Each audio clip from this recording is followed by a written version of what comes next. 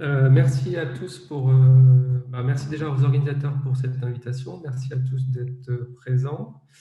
Alors, je vais essayer de passer derrière Marc et derrière Luc. C'est toujours difficile d'être le troisième et d'essayer de dire encore des choses intéressantes après ces longs exposés, sachant qu'on est dans le même programme de recherche. Alors, je vais sans doute reprendre des choses qui ont été évoquées par Marc. Je vais le dire moins bien, mais comme il y a le primat de la réception, j'espère que pour certains, ça sera peut-être une découverte avec d'autres mots de certaines choses qui ont été présentées par Marc. Et puis, je vais prendre un exemple dans le champ de la formation des adultes et essayer peut-être de revenir un peu plus à l'inaction par rapport à Luc, pour redétailler certains choix de conception qui sont faits dans le cadre de nos projets de formation.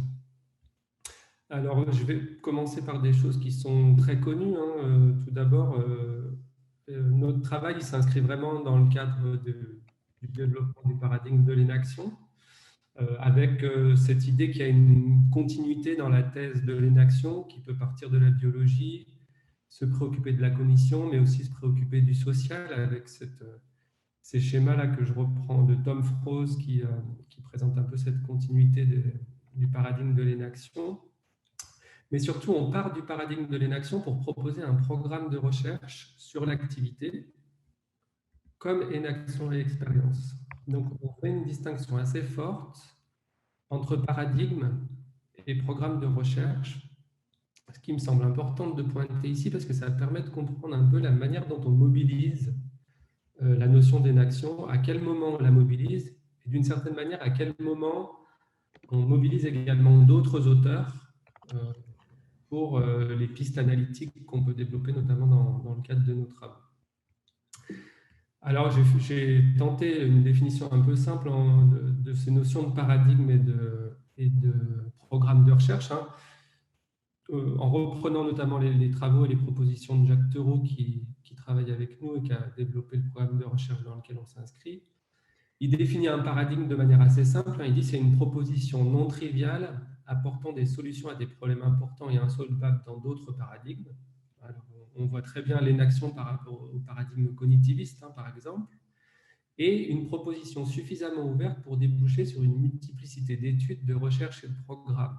Et là aussi, il me semble que l'inaction répond bien à cette chose-là, hein, c'est-à-dire qu'il y a des recherches en neurosciences, il y a des recherches en sociologie, il y a des recherches dans de nombreuses disciplines, en biologie ou autres, qui vont mobiliser l'inaction. Et l'idée de l'inaction est suffisamment ouverte, suffisamment originale pour que plusieurs programmes de recherche s'en emparent. Puis on en est aussi nous-mêmes, d'une certaine manière, l'expression avec la diversité des recherches qui sont conduites par les différentes personnes qui sont présentes. On pourrait prendre un autre exemple de paradigme, hein, c'est la cognition distribuée, par exemple, a aussi une vertu paradigmatique. Les travaux de Hutchins peuvent être aussi pensés de ce point de vue-là, puisqu'il y a beaucoup d'auteurs et beaucoup de recherches qui sont conduites sur la base de cette idée de la cognition distribuée. Un programme de recherche, c'est un petit peu plus précis, c'est un ensemble, alors là je vais donner une définition aussi, un ensemble cohérent de moyens théoriques, de moyens heuristiques, fondée théoriquement et épistémologiquement, d'une contestation à tout moment par les faits empiriques et d'une évaluation à tout moment du pouvoir heuristique et de la capacité de croissance du programme. En gros, c'est une sorte d'arsenal cohérent de présupposés ontologiques, de moyens d'étude, de moyens épistémologiques, et puis une recherche de validation et d'invalidation de ce programme en testant sa fécondité empirique d'une certaine manière à chaque instant. Et du coup, il y a une différence entre ces deux niveaux de description de la science. On va dire que nos recherches s'inscrivent dans le paradigme de l'inaction. Par contre, le programme de recherche qu'on développe, c'est un programme un peu particulier qu'on a dénommé cours d'action. Vous avez dû entendre ça dans la présentation de Luc ou dans la présentation de Marc. Du coup, l'inaction, dans nos travaux, c'est vraiment les présupposés ontologiques qui guident nos recherches, qui vont guider aussi certains choix méthodologiques qu'on va réaliser, et puis qui peuvent aussi guider certains choix de conception et de design dès lors qu'on se préoccupe des questions de formation.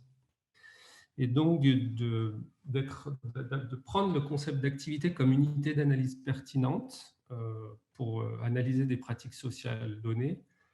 Luc l'a bien exemplifié avec le travail enseignant, par exemple.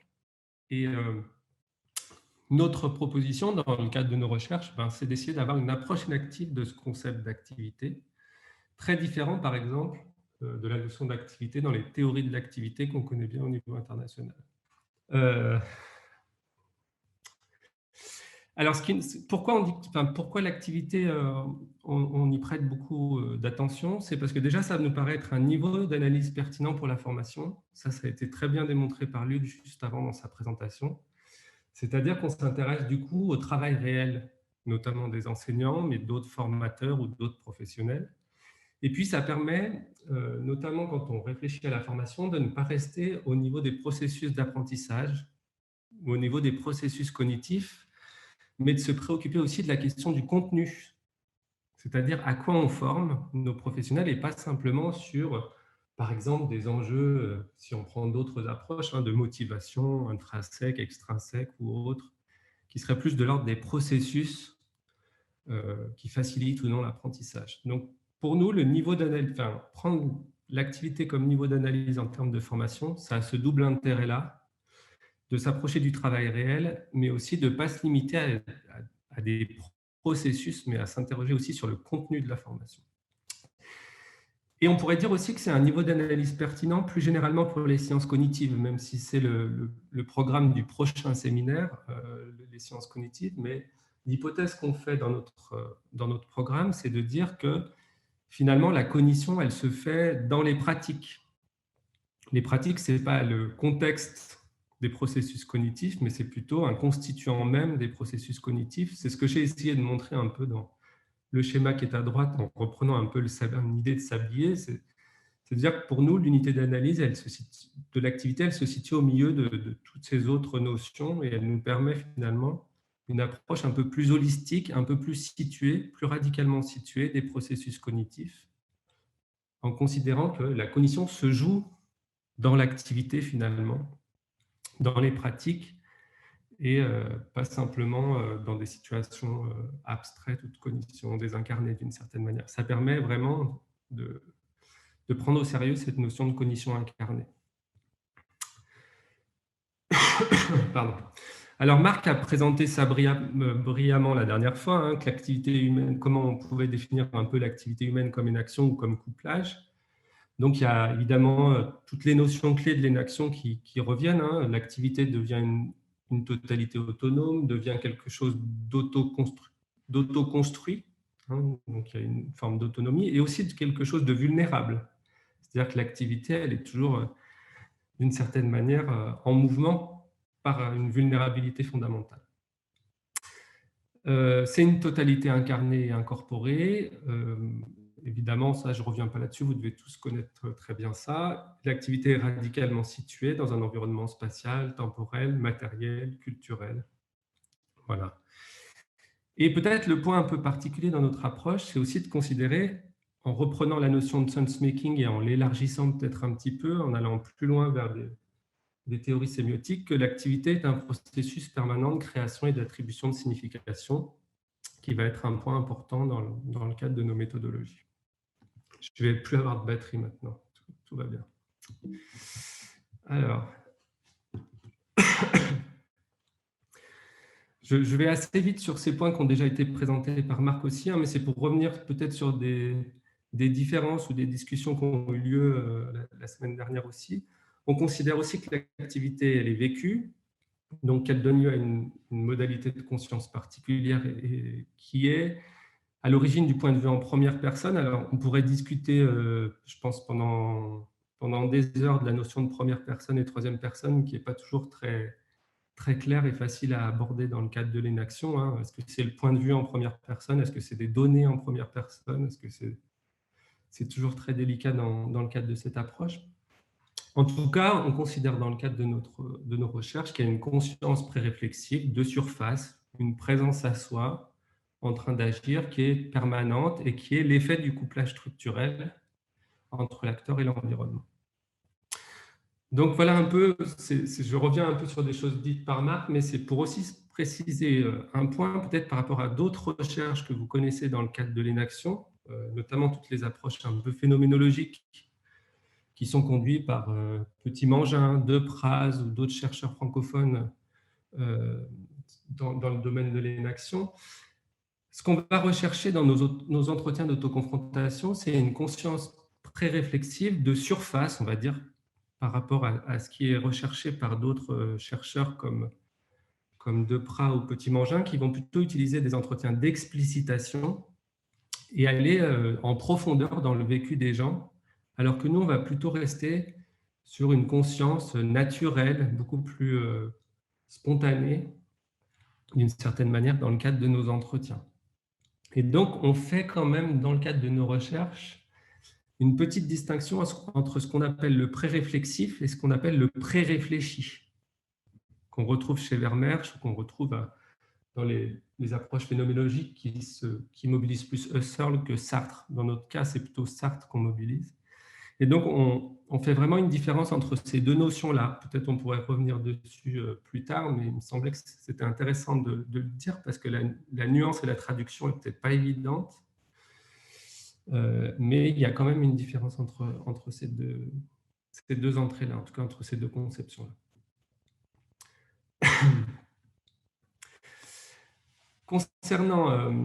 Concernant l'apprentissage et développement, donc Marc aussi est revenu un peu sur ces choses-là, hein, mais à partir du moment où on considère que l'activité est autoconstruite, qu'il y a une autoconstruction permanente de l'activité, ça veut dire quelque chose d'important, en tout cas pour nous qui sommes formateurs, ça veut dire qu'il y a de l'apprentissage-développement tout le temps, perpétuellement, puisque d'une certaine manière, c'est l'organisation même de l'activité qui fait qu'il y a construction permanente, transformation permanente du couplage d'une certaine manière, évolution permanente du couplage, et donc production permanente de connaissances qui ne sont pas forcément des connaissances abstraites, qui ne sont pas nécessairement des connaissances nouvelles, mais en tout cas, il y a une mise en mouvement permanente des connaissances de l'acteur, avec des validations, des invalidations, des impressions, tout un ensemble de connaissances non symboliques, non verbalisables nécessairement, mais qui accompagnent finalement l'activité des gens. Et c'est ce que Marc a essayé de présenter en termes de déplacement des frontières entre le corps de l'acteur et le monde de l'acteur, avec l'idée que finalement l'évolution des connaissances, c'est une transformation du couplage qu'on peut essayer de modéliser dans ces termes-là de l'appropriation. Autre idée, peut-être que Marc n'est pas revenu très longuement sur ce point-là, mais en termes de développement, ça pose une question aussi assez importante, c'est la place du sujet. Effectivement, dès lors qu'on pense l'activité comme un couplage, on a un pôle sujet et un pôle environnement qui émergent du couplage et qui ne sont pas préexistants au couplage.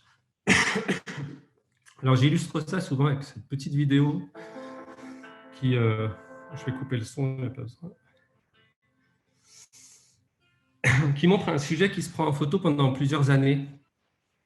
Je ne sais pas si vous êtes comme moi, mais c'est vrai qu'on ne se voit pas vieillir en général. Pourtant, on vieillit. Et on est même, on pourrait dire, on est du vieillir. On vieillit tout le temps. Et c'est constitutif de nous-mêmes. C'est un processus qui est toujours là. Pardon.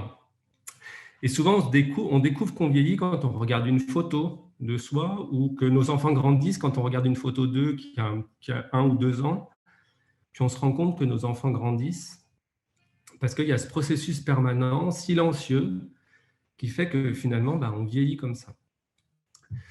Et ça fait cette photo-là, puis cette petite vidéo, elle fait penser un peu à un processus qui est pour nous un processus important, qui s'appelle le processus d'individuation. Et on considère en fait dans notre approche, en complément de la notion d'appropriation, qu'il faut essayer de penser le développement en termes d'individuation, c'est-à-dire ne pas poser l'individu comme préexistant, mais plutôt le processus d'individuation. Et donc dire qu'il y a un processus d'individuation permanent et que ce qu'on appelle traditionnellement l'individu, finalement, c'est qu'une trajectoire sur un processus d'individuation continue. C'est une trajectoire de transformation en réalité. Et donc, ça nous permet de reconceptualiser un peu la place du sujet dans les théories d'apprentissage-développement, ce qui n'est pas évident, hein, évidemment, et ce qui est sujet à beaucoup de discussions et de controverses théoriques ou autres. Mais en tout cas, dès lors qu'on prend en compte, enfin, dès lors qu'on prend au sérieux les hypothèses de l'énaction, on est bien obligé d'utiliser d'autres concepts et d'autres notions et de repenser un petit peu la place du sujet et de ne pas penser que ce sujet est préexistant et se développe, mais plutôt qu'il y a un processus développemental à l'œuvre qui fait apparaître à certains moments quelque chose qu'on appelle l'individu ou qu'on thématise comme un individu.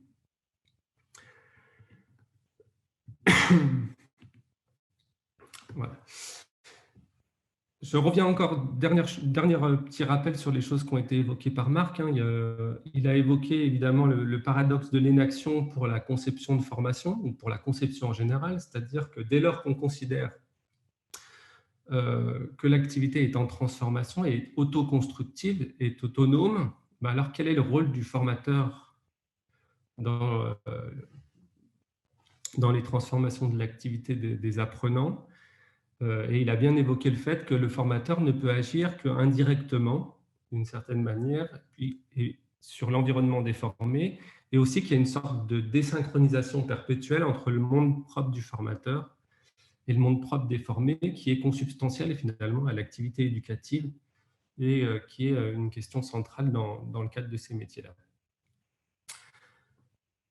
Je vais revenir après sur les points de conception qui sont présentés après. Je vais essayer d'avancer un petit peu plus vite. Alors, comment on problématise un peu cette question de la conception dès lors qu'on a une approche inactive, en tout cas selon moi, hein, de l'activité? C'est que ce qu'on essaye de faire, et ça a été bien montré par Luc aussi dans sa présentation, c'est d'aller vers une ingénierie des situations. C'est-à-dire, on ne va pas être sur une ingénierie des artefacts, et on va essayer de concevoir en termes de couplage acteur-environnement, ce qui n'est pas évident, mais ce qu'essaye de faire Luc, et notamment avec l'usage de la vidéo, avec le fait de confronter les acteurs aux entretiens d'autoconfrontation des enseignants qui sont exemplaires ou typiques, ben, c'est bien de concevoir en termes de couplage acteur-environnement, d'essayer de montrer cette globalité-là, et de concevoir en termes de situation de l'acteur, de monde propre de l'acteur, de faire accéder au monde propre des enseignants, et d'une certaine manière aussi de concevoir des formations qui, d'une certaine manière, perturbent le monde propre des enseignants. Donc il y a tous ces enjeux-là en termes de conception. Évidemment, c'est des principes et des concepts qui guident la conception. Après, ça se matérialise par des plateformes comme l'a montré Luc après. Marc a aussi bien insisté, hein, on va essayer d'intervenir plutôt sur l'environnement que sur les individus directement ou sur des processus psychologiques. Donc, on va essayer de transformer l'environnement avec la formule qu'il a donnée de plug and play pour essayer d'espérer des transformations de l'activité des acteurs. Et puis, la dernière manière pourquoi on parle d'ingénierie des situations, parce qu'on essaye d'avoir justement aussi une vision de la conception qui est une vision élargie.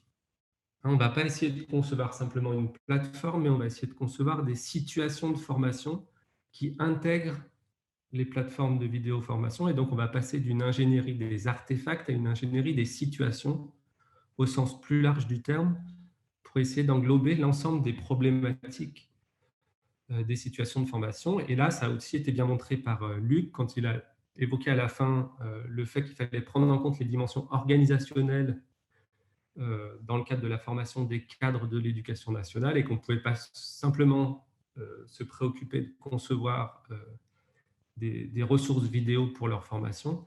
Ça rentre aussi dans cette question d'ingénierie des situations et pas simplement une ingénierie des artefacts. Donc, vous voyez, il y a, derrière ce mot ingénierie des situations, il y a plusieurs idées qui sont véhiculées. Il y a l'idée de monde propre, il y a l'idée de couplage, il y a l'idée qu'on intervient sur l'environnement et donc indirectement sur l'acteur, et puis il y a l'idée d'une situation de formation globale qu'on essaye de concevoir et pas simplement un artefact ou un point précis.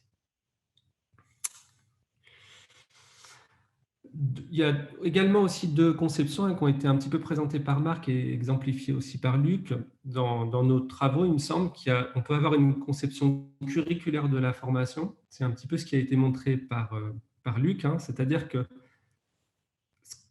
il me semble, hein, peut-être il ne serait pas d'accord, donc on pourrait en discuter, hein, mais dans ce que proposent les plateformes qui suivent Néopass Action, l'idée c'est de concevoir des curriculums ou des référentiels en termes de couplage acteur-situation ou en termes d'activité.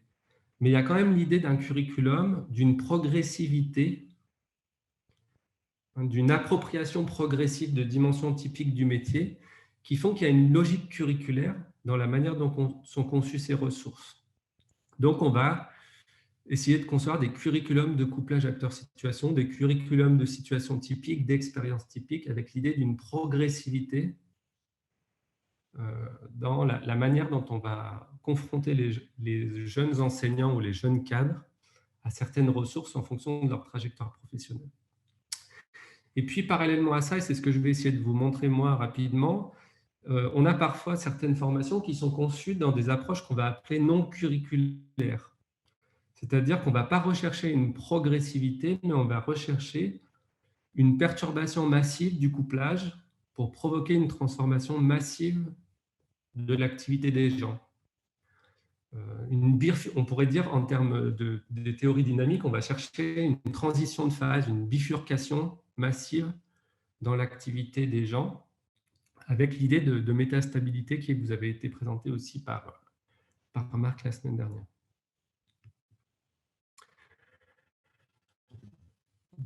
Dernier point avant de rentrer dans un exemple. Là, je ne vais pas détailler l'ensemble des principes de conception qu'on a développés sur les bases de l'Enaction, mais on en retrouve certains que j'ai déjà évoqués, hein. Vous avez dans la colonne de gauche quelques-uns des principes qu'on essaye de mettre en œuvre, de développer quand on conçoit des dispositifs de formation. Donc, principe d'action indirecte, on va agir d'abord sur l'environnement et pas sur les individus. Principe de proscription qui vous a été présenté par Marc la dernière fois, hein, par opposition avec le principe de la commande ou de la prescription. Principe de non-proportionnalité qu'on retrouve dans les théories dynamiques, hein, c'est l'effet du vol de papillon qui va avoir des effets importants, c'est-à-dire qu'une petite transformation ou une petite modification dans l'environnement peut avoir des effets importants en termes de transformation de l'activité des acteurs. Principe de perturbation, ça va être par exemple qu'on va essayer de perturber le couplage, hein. Si on relit Varela, par exemple, il nous dit que la vie est une suite de micro-perturbations perpétuelles, hein, quand on se promène dans la rue, qu'on se déplace, et du coup, ça va mobiliser des micro-identités différentes. En formation, on va essayer de provoquer des perturbations plus ou moins massives, volontairement, pour transformer également le couplage. Et puis, les autres points, un principe d'indexation à l'expérience vécue, je ne vais pas y revenir. Luc l'a beaucoup développé dans le cadre de sa présentation, mais on va essayer de concevoir des formations proches du monde propre et du vécu des acteurs. On va essayer d'encourager l'expérience mimétique, métaphorique et les raisonnements abductifs. Ça, je vais y revenir un petit peu après.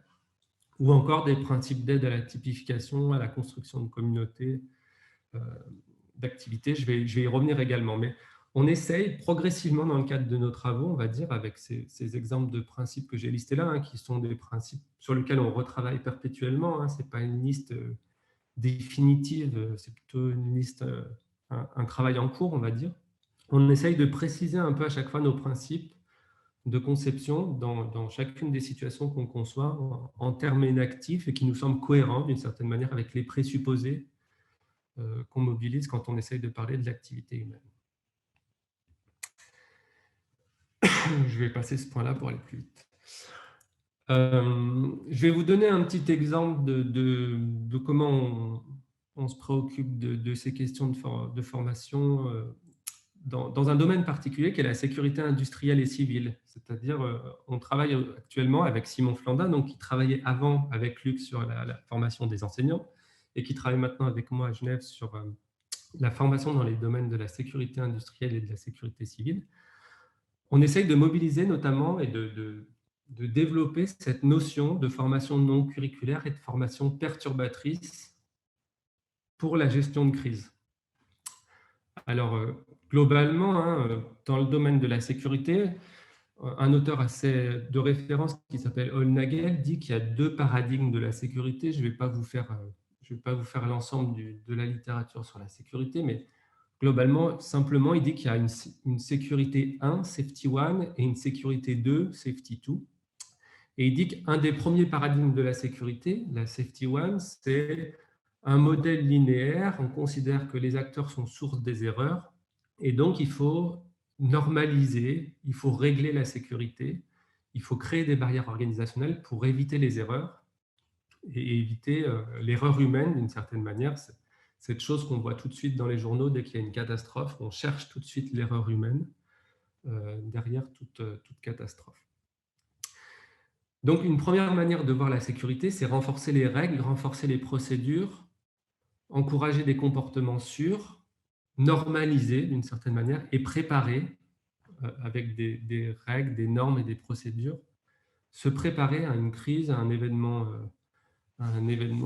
compliqué ou autre. On va essayer d'éliminer toutes les erreurs d'une certaine manière avec ces procédures. L'autre modèle, le second modèle qu'il appelle Safety 2, c'est un modèle plus basé sur la résilience, d'après lui. En tout cas, on va plutôt s'intéresser à ce qui fonctionne bien. On va considérer les acteurs comme des ressources et on va essayer de regarder d'une certaine manière comment les acteurs font la sécurité dans leur quotidien.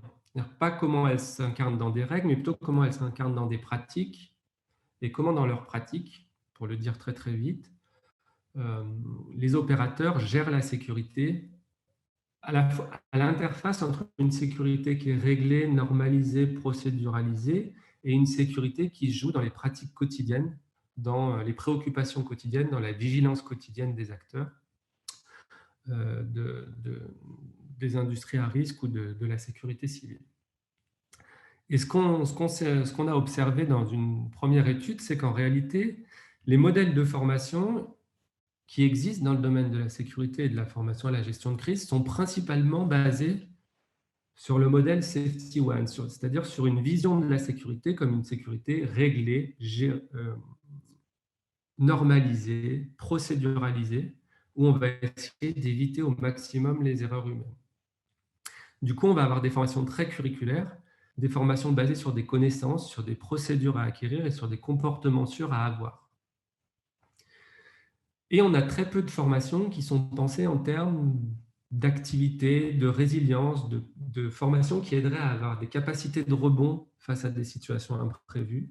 On a peu de situations de formation qui aident les acteurs à gérer une situation de crise réellement.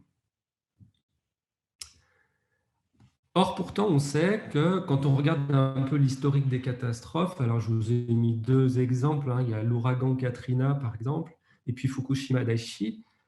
On sait, par exemple, que dans l'ouragan Katrina, ce qui a permis finalement de reprendre la main après cette catastrophe, c'est des processus auto-organisés, des réseaux de téléphonie qui ont émergé, qui ont été construits par les acteurs locaux et qui ont permis de reprendre finalement le contrôle un peu de la situation dans le cadre de cet ouragan.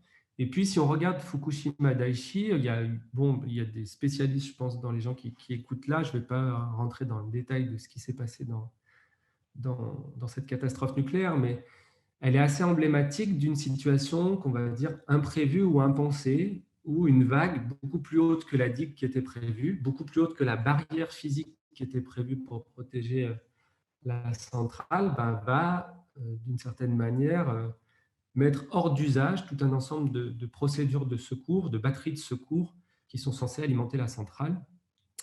Donc, il y a un imprévu, il y a un impensé, et les acteurs de la centrale ont besoin d'être capables de reconstruire du sens rapidement dans cette situation impensée et imprévue. Et donc, la question qu'on se pose à Genève actuellement, sur laquelle on travaille notamment avec Simon Flandin, c'est comment on peut, par des formations, préparer à l'imprévu, préparer à l'impensé, prépenser à ce qui n'est pas dans les cadres et ce qui n'est pas dans les procédures.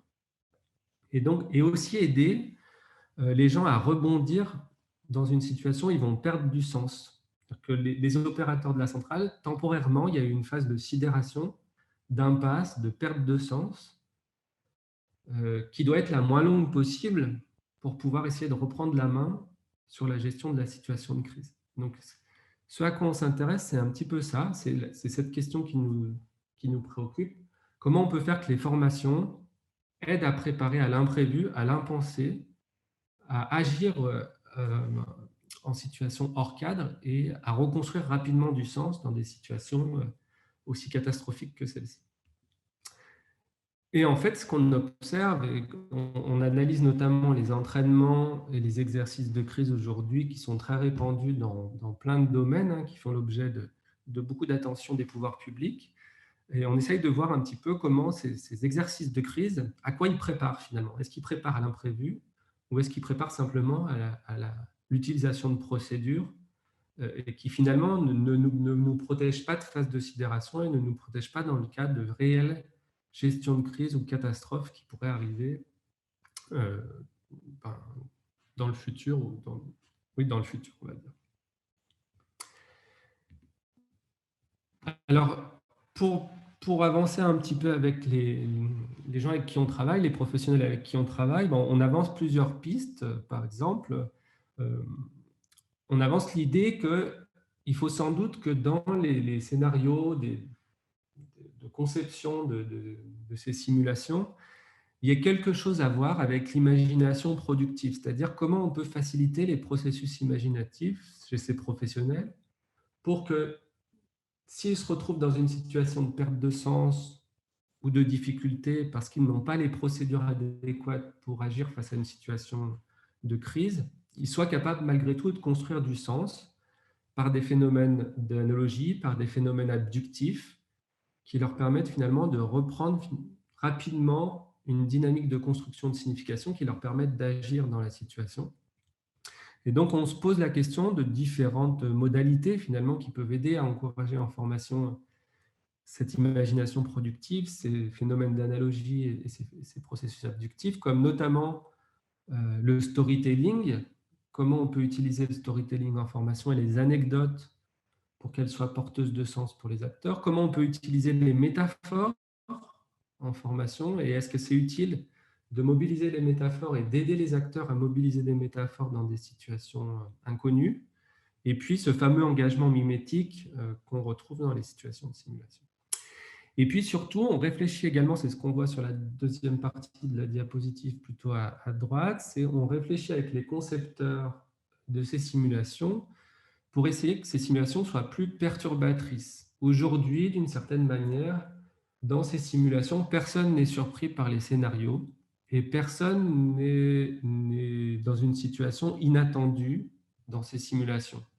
Déjà parce qu'ils sont en simulation et qu'ils s'attendent nécessairement à des pièges, ils s'attendent à des pièges tendus par les concepteurs de la simulation, et du coup, à aucun moment dans ces exercices, les gens sont pris de court, et à aucun moment, finalement, ils se retrouvent dans une situation de perte de sens comme ils le seraient dans une situation réelle.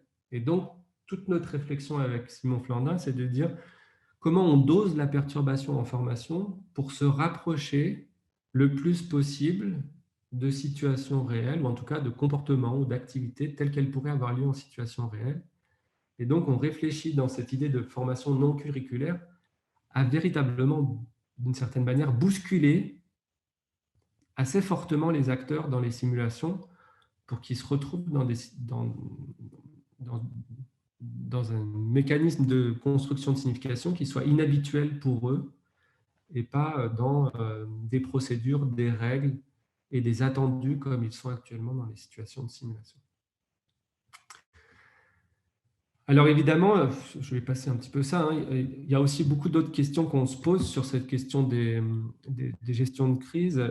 Déjà, il y a quelque chose qui est qu'on a très peu accès aux crises réelles. C'est assez compliqué de documenter les crises réelles parce que notamment elles sont inattendues, mais aussi parce que les organisations ne sont pas très ouvertes à ce qu'on observe les gestions de crise réelles. Il y a souvent une sorte de blackout et on a simplement des REX ou des rétextes, des retours d'expérience qui sont très édulcorés. Et pourtant, c'est important, ça serait important qu'on ait un accès à ces données-là. Si je vous donne un exemple ici là, avec l'incendie de Notre-Dame, que vous avez donc tous dû observer il y a quelque temps, hein, il se trouve qu'ils avaient fait un exercice simulée sur les incendies dans Notre-Dame en 2018 et que l'incendie a eu lieu en 2019. Et potentiellement, il y aura d'autres exercices dans d'autres cathédrales et dans d'autres lieux où il y a des œuvres d'art, avec les pompiers de Paris sans doute et d'autres pompiers. Mais ce qu'on ne sait jamais, c'est le retentissement des exercices de crise dans la gestion de crise réelle. Et on ne connaît pas également le retentissement d'un vécu, d'une crise passée, pour un acteur quand il va se retrouver en simulation. Je vous donne un exemple. Un policier qui a vécu dans sa chair les attentats du 13 novembre à Paris, quand il se retrouve aujourd'hui en simulation attentat, qu'est-ce que ça produit chez lui? Comment ça réénacte son expérience passée? Comment il se comporte dans la situation de simulation et quelle transformation ça produit chez lui? On le sait très peu et c'est très peu documenté. Et c'est des problématiques qui nous intéressent aujourd'hui. On étudie par exemple aujourd'hui, on est en train d'étudier en ce moment-là même la manière dont les bénévoles de Médecins sans frontières gèrent la crise Covid. Donc, on fait une analyse de la crise réelle aujourd'hui en essayant de documenter comment les simulations qu'ils ont vécues précédemment les aident à gérer la crise. Et puis, pour réfléchir aussi à comment on va concevoir les prochains exercices de simulation. On sait que dans les années à venir, il y aura des exercices de simulation sur les pandémies, mais on sait aussi que la culture de la gestion de crise pandémique a profondément changé et aura profondément changé parce que, d'une certaine manière, tous les soignants auront vécu une crise et on ne sait pas trop comment ça va remodifier l'expérience vécue dans les situations de simulation à l'avenir, dans les 4-5 prochaines années. Est-ce qu'il sera toujours nécessaire de faire des simulations grande échelle dans les hôpitaux pour la gestion de crise pandémique, ou est-ce qu'il faudra penser ces simulations autrement du fait de l'expérience qu'auront vécu la plupart des professionnels de santé dans la période qu'on connaît actuellement? Donc, c'est des questions qu'on est en train de se poser et tout ça, on peut le problématiser en termes de reenactment, c'est-à-dire comment les situations de simulation font réapparaître une expérience passée, revivre une expérience passée dans le présent. Et c'est des problématiques qui nous intéressent beaucoup aujourd'hui. Je ne suis pas trop en retard sur le temps, ça va? Cet exemple-là, je voulais le détailler aussi parce que pour moi, il ouvre aussi sur deux directions et axes de travail dans lesquels on a des progrès à faire selon moi et sur lesquels on essaye de travailler aujourd'hui à Genève et ailleurs. Il me semble que les principes et pistes de conception, on les a bien travaillés pour les activités individuelles, mais pour que l'activité collective, on est moins avancé. On a beaucoup discuté la dernière fois d'activité collective avec le fait que donc, entre deux unités autonomes, entre deux acteurs, il y a une sorte de malentendu fondamental. Hein. Chacun est un dans son monde propre. C'est évidemment très compliqué. Et on ne sait pas trop, ou en tout cas, on a encore pas mal de travail à faire sur la conception de situations de formation et de travail en équipe par rapport à ça. Et puis, on a aussi, par rapport à des problématiques comme la gestion de crise ou la sécurité, on a aussi des analyses multiniveaux et multi-échelles de l'activité à conduire. Ça rejoint un peu la question qui était précédente avec Luc sur la question de la culture, que je vais essayer d'illustrer en 2 secondes. Alors, sur l'activité collective, je ne vais pas revenir sur tout ce que j'ai marqué là parce que ça va dépasser largement, mais je reviens avec plaisir avec vous dans les discussions. Mais évidemment, on essaye non seulement de s'inspirer et de voir les différences entre notre conception et celle d'autres auteurs dans l'inaction. Il y a eu très récemment des avancées significatives sur la cognition sociale par Di Paolo, De Jagger et d'autres qui essayent de mettre la notion d'interaction au cœur d'une conception de la cognition sociale et des interactions sociales. Par exemple, en mettant en avant, par exemple, le fait qu'il y a une autonomie de l'interaction, une auto-organisation au niveau de l'interaction. Nous, on dirait au niveau de l'activité collective. L'activité collective est auto-organisée, mais cette auto-organisation au niveau collectif ne bride pas l'autonomie des individus. C'est-à-dire que chaque individu participant au collectif garde sa propre autonomie. Et du coup, il y a une totalisation et une détotalisation permanente de l'activité collective. hein, au même titre qu'on ne peut pas dire que l'individu est prédéfini dans le couplage acteur-environnement, on ne peut pas dire que le collectif est préexistant à l'articulation de l'activité des individus d'une certaine manière. En tout cas, il nous semble qu'il y a des... Enfin, pour moi, je vais le dire peut-être simplement, peut-être pour ne pas dire nous, il me semble qu'il y a des travaux à conduire encore sur l'activité collective, sur l'idée de construction de sens participative qui a été proposée justement par Di Paolo et les collaborateurs, et puis sur l'idée que Marc a brièvement évoqué la dernière fois aussi, d'appropriation mutuelle, c'est-à-dire comment finalement on s'approprie, si on reprend notre notion qu'on utilise nous pour penser l'apprentissage, comment on s'approprie autrui dans une activité collective telle que celle que je vous ai présentée juste avant en formation.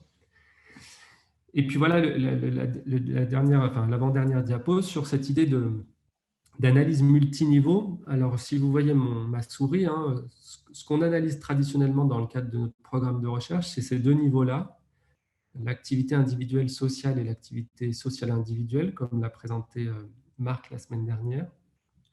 Et effectivement, aujourd'hui, on se préoccupe de plus en plus de niveaux supérieurs, comme l'organisation ou l'activité organisante et la culture, et potentiellement de niveaux inférieurs, comme les dynamiques motrices et neuronales. Alors, si on s'intéresse au niveau inférieur, ça tend évidemment vers la neurophénoménologie et les travaux de Petit-Mangin et d'autres.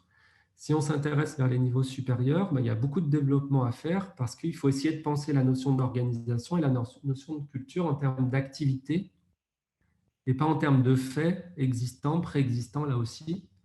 Et donc, c'est ce que disait Luc, hein, c'est l'idée d'une définition de la culture qui soit compatible avec la notion d'énaction et avec la notion d'activité, ce qui n'est pas une mince affaire et qui me semble nécessiter des développements théoriques importants, notamment en direction d'une anthropologie culturelle inactive ou d'une anthropologie cognitive inactive.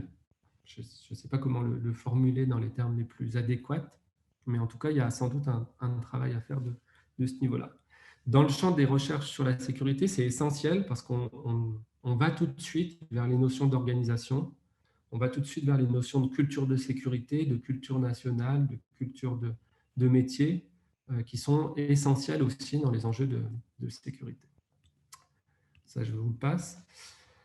Et puis pour finir, voilà, par rapport à aussi ce qu'a évoqué Luc d'apprentissage sur la place de travail, hein, si on reprend, là j'ai illustré simplement avec dans le domaine de la sécurité, mais si on reprend de manière un peu plus large sur des problématiques d'apprentissage en situation de travail, par exemple, hein, cette notion qui est importante aujourd'hui en éducation, il nous semble qu'une approche inactive, elle permet de discuter plein de choses, c'est-à-dire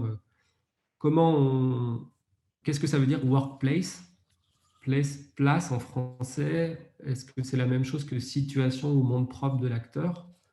Il y a des enjeux ici, il me semble, qui sont importants à développer. Ça permet de développer une approche du dedans, de l'éducation, du workplace learning, de réincorporer l'apprentissage expérientiel, de réindexer la réflexivité sur l'expérience vécue. Enfin, il y a plein d'enjeux, je ne vais pas tous vous les faire ici, hein. On peut revisiter la notion d'affordance aussi, qui est utilisée dans le domaine du workplace learning, reconceptualiser la notion d'organisation apprenante. En tout cas, il y a plein de pistes et il y a plein de travaux potentiels et de potentialités à une approche inactive dans le domaine de l'apprentissage sur la place de travail qui nous semble intéressant, utile à poursuivre collectivement. Moi, je m'arrête là, j'ai parlé trop longtemps déjà.